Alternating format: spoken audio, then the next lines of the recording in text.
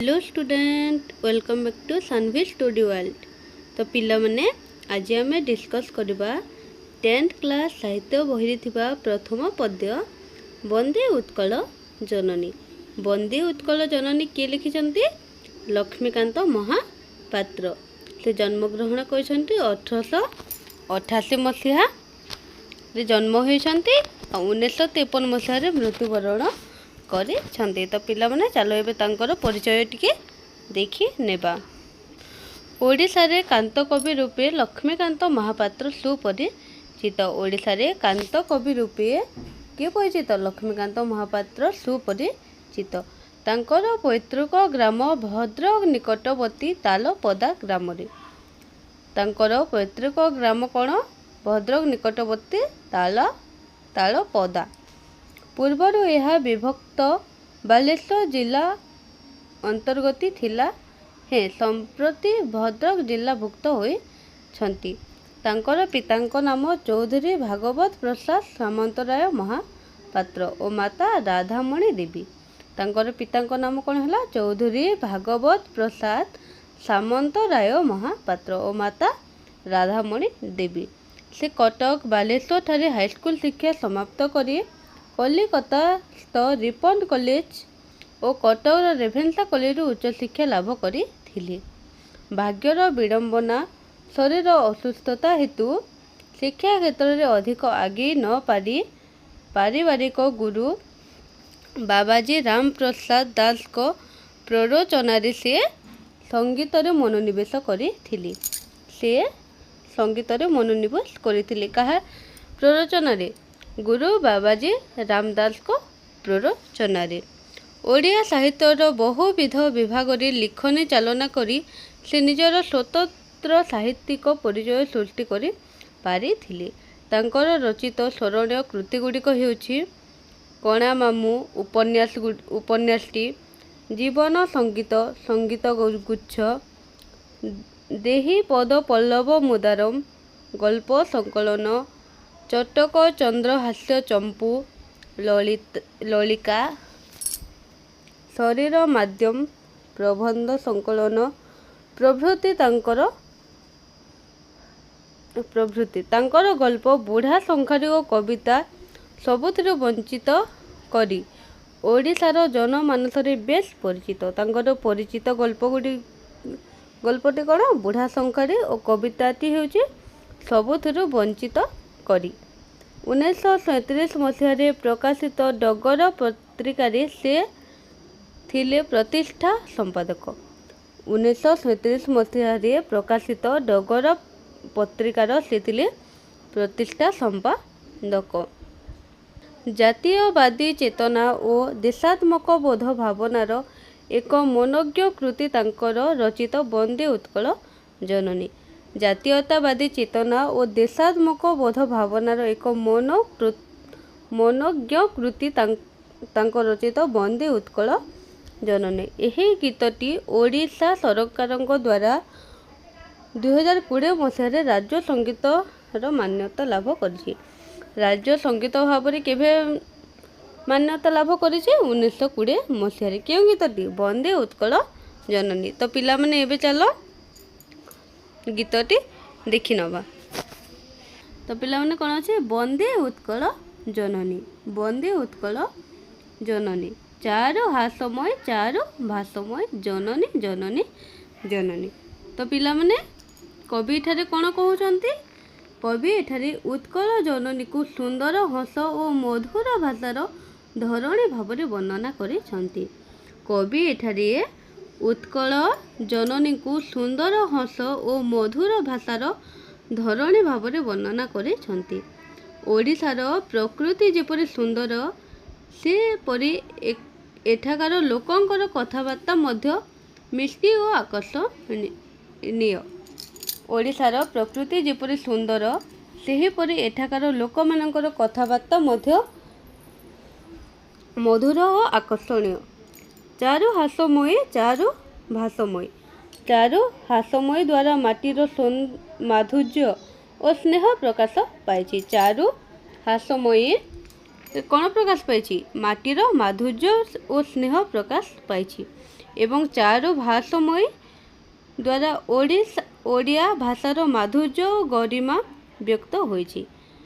चारु भाषमयी ओडिशा भाषार माधुर्य और गरिमा व्यक्त होइछि। कवि निजर मातृभूमि प्रति गभीर भक्ति और गर्व प्रकाश करिछन्ति। एही पदरे कवि निजर मातृभूमि आमर उत्कल भूमि आम ओडिशा भूमि प्रति गभीर भक्ति और गर्व प्रकाश करिछन्ति।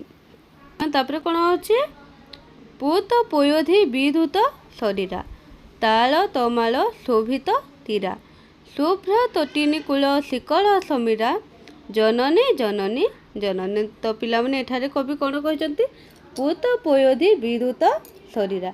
एही पदरे कवि ओडिशार पवित्रता और सौंदर्यर चित्र को अंकित करिछन्ति। एही पदरे कवि आम ओडिशार पवित्रता और सौंदर्यर चित्र अंकित करिछन्ति। पूतर अर्थ हेउछि पवित्र। पूतर अर्थ कोन पिला माने पवित्र।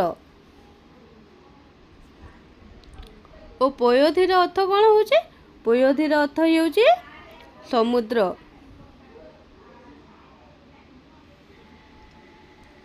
एवं विधुतर अर्थ कोन हेउछि विधुतर अर्थ धोई दिया जाइथिबा अर्थात समुद्रर पवित्र जल रे धोई जाइथिबा उत्कल भूमि अत्यंत पवित्र और सुंदर होई उठिछि। पूतर अर्थ जेमिति हैला पवित्र पोयोधिर अर्थ हैला कोन समुद्र एवं बोधुतर अर्थ जेमिति हैला धोई दिया जाइछि ताहार अर्थ कोन हैला समुद्रर पवित्र जल रे धोई जाई उत्कल भूमि अत्यंत पवित्र और सुंदर होई उठिछि। समुद्र तट और नदी कूल एही भूमि को आहुरी शोभामय करिछि। समुद्र तट और नदी कूल गुड़िक आमर भूमि आमर जन्मभूमि आमर उत्कल भूमि को आहुरी शोभामय करिछि। कवि एहा माध्यम रे उत्कल भूमिर प्रकृतिर महिमा को गान करिछन्ति। कवि एहा माध्यम रे कोन करछन्ति उत्कल भूमिर प्रकृति महिमा को गान करिछन्ति। पिला माने तापरे कोन अछि ताल तमाल सुशोभित तीरा। यह एथिर अर्थ कोन एही पंक्ति रे ओडिशार नदी और समुद्र तटर सौंदर्य वर्णित होइछि। एही पदरे कोन होइछि ओडिशार नदी और समुद्र तटर सौंदर्य को वर्णित करा जाइछि। ताल और तमाल गछर सुशोभित तीर भूमि देखिबाको अत्यंत मनोहर लागे। ताल और तमाल गछरे सुशोभित तीर भूमि देखिबाको अत्यंत मनोहर लागे। सबुज गछ गुड़िकर उत्कल माटी को आहुरी सुंदर करिछन्ति। सबुज गछ गुड़िक आमर उत्कल माटी आमर ओडिशा माटी को आहुरी सुंदर करिछन्ति। कवि प्रकृतिर एही अरूप रूप को देखि मोहित होई मातृभूमि को वर्णना करिछन्ति। कवि प्रकृतिर एही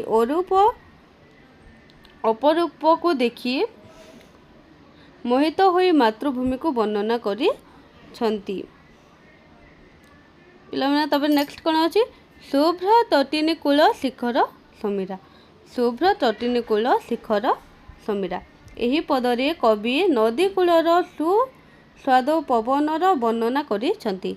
एही पदरे कवि कोन वर्णना करिछन्ति नदी कूलर सुस्वाद पवनर वर्णना करिछन्ति। शुभ्र जलवाह नदी मानकर कूलरू जो शीतल और सुगंधित पवन बहुछि सेही पवनर उत्कल भूमि को शांतिमय और मनोरम करि देइछि। शुभ्र जलवाह नदी मानकर कूलरू जो शीतल और सुगंधित पवन बहुछि सेही पवन उत्कल भूमि को शांतिमय और मनोरम करि देइछि। प्रकृतिर एही माधुर्य ओडिशार गौरव को बढ़ाई प्रकृतिर एही माधुर्य ओडिशार गौरव को बढ़ाई। कवि मातृभूमिर एही सुंदर रूप को अत्यंत भक्ति भाव चित्रण करिछन्ति। कवि मातृभूमिर एही सुंदर रूप को अत्यंत भक्ति भाव चित्रण करिछन्ति। जननी जननी जननी। तो कवि एठारे काहाको जननी बोली कहउछन्ति आमर उत्कल भूमि आमर ओडिशा भूमि को से जननी बोली संबोधन करिछन्ति। तबे नेक्स्ट कोन अछि घन घन वनभूमि राजित अंगे। घन घन वनभूमि राजित अंगे। तो पिला माने यार अर्थ कोन कवि उत्कल भूमिर घन जंगल और प्रकृतिर सौंदर्यर कथा कहिछन्ति। एही पदरे कवि कौन कहिछन्ति? उत्कल भूमिर घन जंगल और प्रकृतिर सौंदर्यर कथा को कहिछन्ति। घन घन वनराजी द्वारा उत्कलर अंग शोभामय होई उठिछि। घन घन वनराजी द्वारा उत्कलर अंग शोभामय होई उठिछि। एही सबुज वनांचल ओडिशा को समृद्ध और आकर्षणीय करी अछि। एही सुंदर सबुज वनांचल ओडिशा को समृद्ध और आकर्षणीय करी अछि। कविଙ୍କ दृष्टि मातृभूमि प्रकृतिर अमूल्य धन रे परिपूर्ण। कविଙ୍କ दृष्टि मातृभूमि प्रकृतिर अमूल्य धन रे परिपूर्ण। नेक्स्ट कौन अछि? नील भूधर माल साजे तरंगी। नील भूधर माल साजे तरंगी। एही पंक्ति रे कवि उत्कल भूमिर प्राकृतिक सौंदर्यर चित्र अंकन करिसंती। एही पंक्ति रे कवि कौन करिसंती? उत्कल भूमिर प्राकृतिक सौंदर्यर चित्र अंकन करिसंती। नील पर्वतमाला तरंग परी देखा जाउथिबारु उत्कल भूमि अत्यंत मनोहर लागुछि। नील पर्वतमाला तरंग परी देखा जाउथिबारु उत्कल भूमि अत्यंत मनोहर लागुछि। पर्वत और प्रकृतिर एही समन्वय ओडिशार गौरव को बढ़ाइछि। पर्वत और प्रकृतिर एही मिलन ओडिशार गौरव को बढ़ाइछि। कवि मातृभूमिर एही सुंदर रूप को देखि भक्ति भाव रे वर्णना करिसंती। कवि मातृभूमिर एही सुंदर रूप को देखि भक्ति भाव रे वर्णना करिसंती।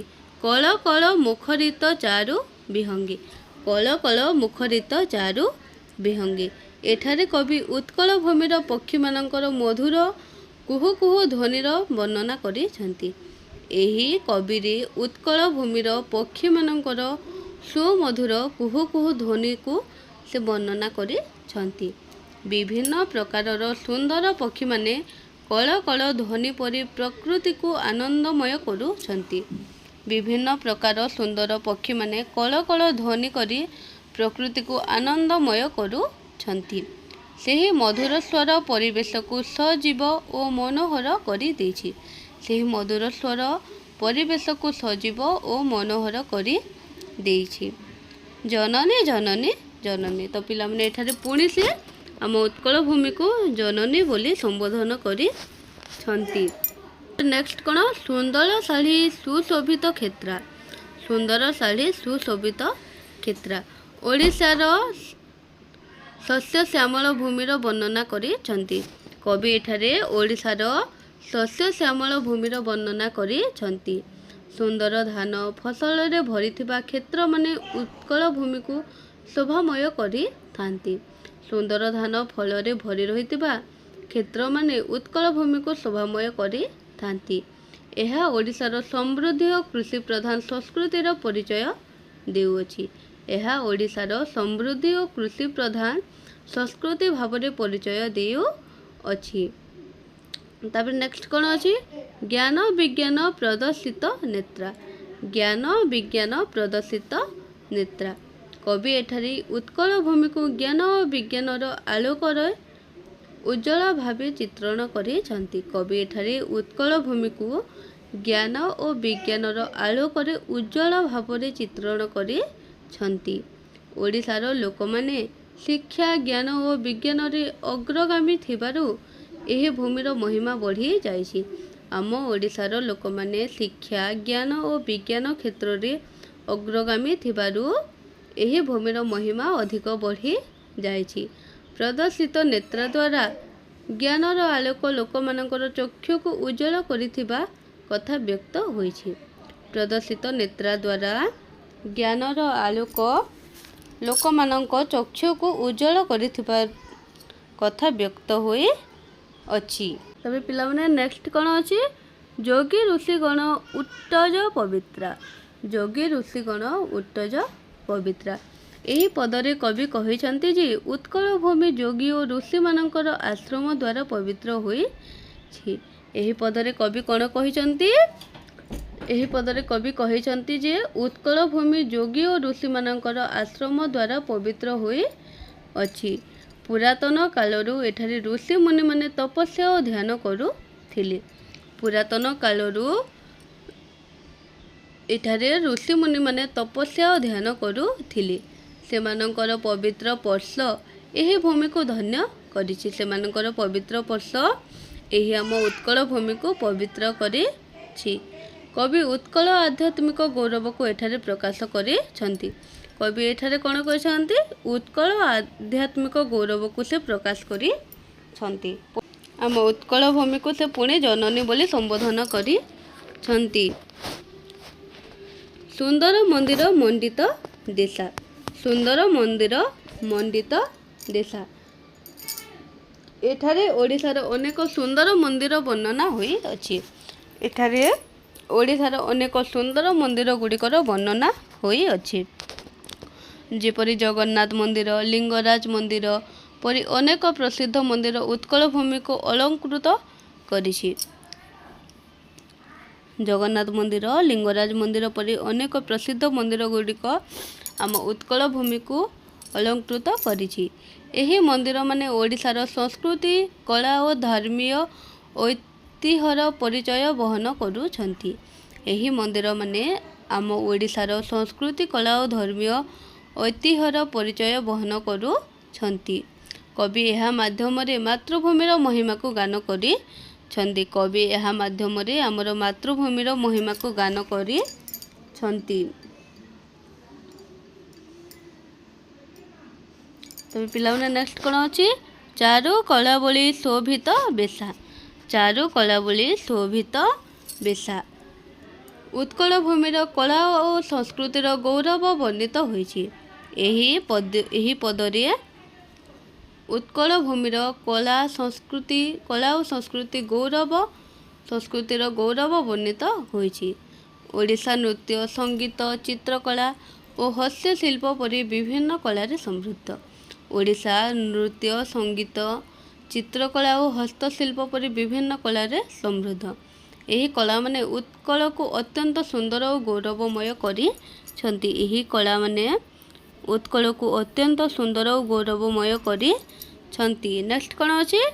पुण्य तीर्थचय पुण्य प्रदेशा। पुण्य तीर्थचय पुण्य प्रदेशा।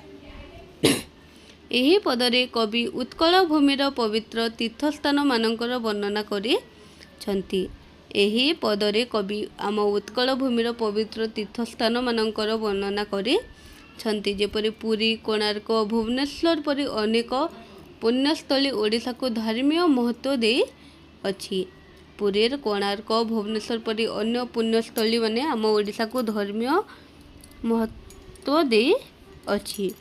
एही तीर्थक्षेत्र माने देश विदेशर भक्त मानक आकर्षित करती। एही तीर्थक्षेत्र माने देश विदेशर भक्त मानक आकर्षित करती। जननी जननी जननी पुणी एठारे कवि आम उत्कल भूमि को जननी बोली संबोधन करिछन्ति। तबे नेक्स्ट कौन अच्छे पिला माने? उत्कल सुरबर दर्पित गुहा। एठारे कौन कहिछन्ति? एठारे कवि उत्कलर वीरपुत्र मानकर गौरव को वर्णना करिछन्ति। एठारे कवि उत्कलर वीरपुत्र मानकर गौरव को वर्णना करिछन्ति। उत्कल भूमिर अनेक शूरवीरंकर जन्मस्थान। उत्कल भूमि हेउछि अनेक शूरवीर मानकर जन्मस्थान। सेमानकर साहस और वीरता उत्कलर घर को गर्वित करिअछि।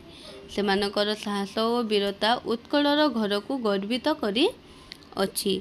अविकुल सुनित चर्चित दोहा। अविकुल सुनित चर्चित दोहा। एही पंक्ति रे उत्कलर वीर मानकर युद्ध साहस वर्णित होई अछि।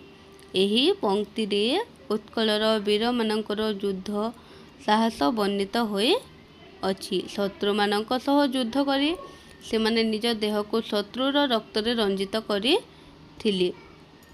शत्रु मानक सह युद्ध करी सेमाने निज देह को शत्रुर रक्त रे रंजित करिथिले। एहा उत्कलर वीरता और देश प्रेमर परिचय देउछि। एहा उत्कलर वीरता और देश प्रेमर परिचय देउछि। नेक्स्ट कौन अछि? विश्व भूमंडल कृतवर स्नेहा। विश्व भूमंडल कृतवर स्नेहा यही पदरे कवि कहते जे समग्र विश्व उत्कल भूमि को स्नेह और सम्मान करे।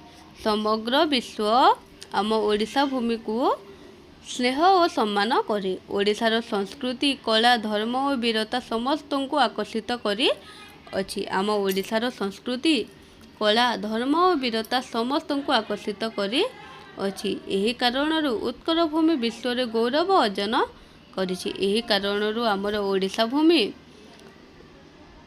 विश्व रे गौरव अर्जन करी अछि। जननी जननी जननी पुणी से आमर उत्कल भूमि को जननी जननी बोली संबोधन करी छंती।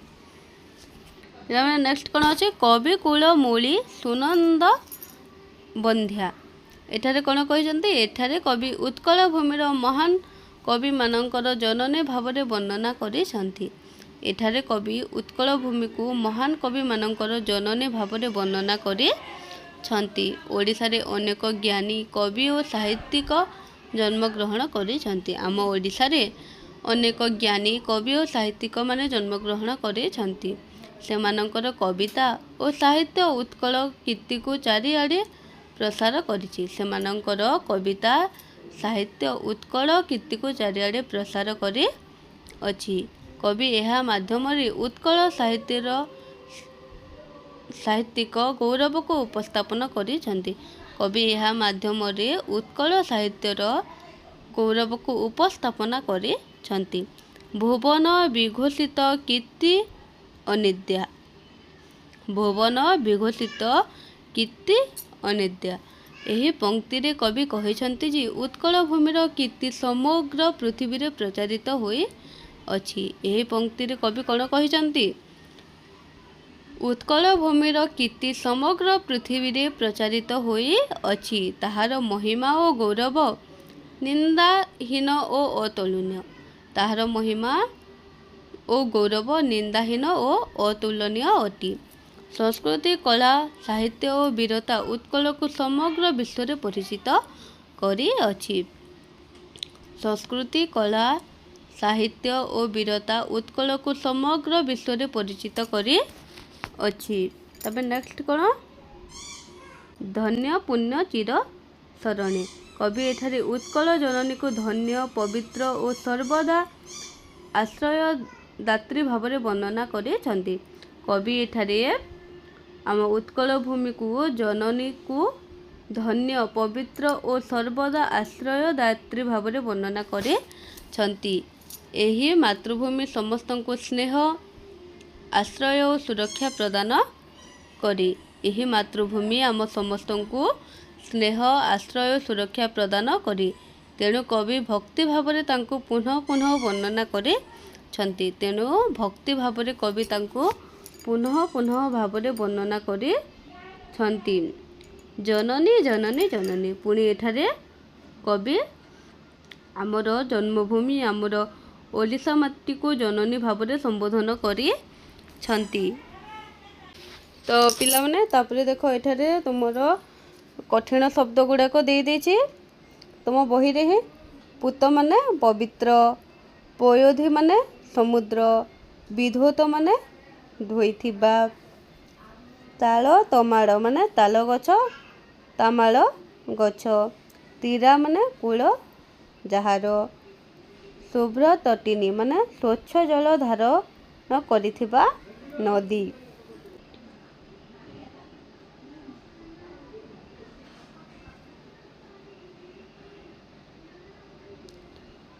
तबे शिकर माने होउची जलकणा, समीर माने होउची पवन, घन माने होउची घंच,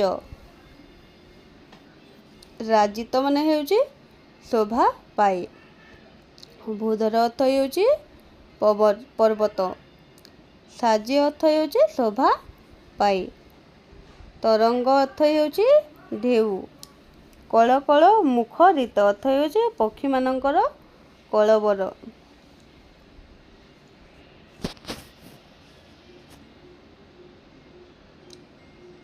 तीर्थचय पुण्य अर्थ तीर्थस्थान समूह परिपूर्ण, ସୁରବର ଅର୍ଥ ହେଉଛି ଶ୍ରେଷ୍ଠ ବୀର।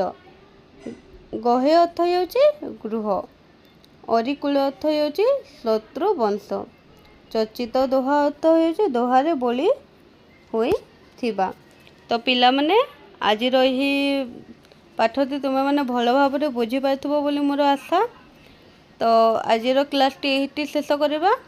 ନେକ୍ସଟ କ୍ଲାସ୍ରେ ଏଗୁଡ଼ାକର ସବୁ ଯେତେ ଯାହା ରହିଛି କ୍ୱେଶ୍ଚିନ୍ ଆନ୍ସର୍ ଗୁଡ଼ିକ ଭଲ ଭାବରେ ଡିସ୍କସ୍ କରିବା। ଯଦି ଭିଡ଼ିଓଟି ଭଲ ଲାଗିଲା ତାହେଲେ ଲାଇକ୍ ସେୟାର ଆଉ ସବସ୍କ୍ରାଇବ୍ କରିବାକୁ ଭୁଲିବ ନାହିଁ। ରହିଲି, ଧନ୍ୟବାଦ।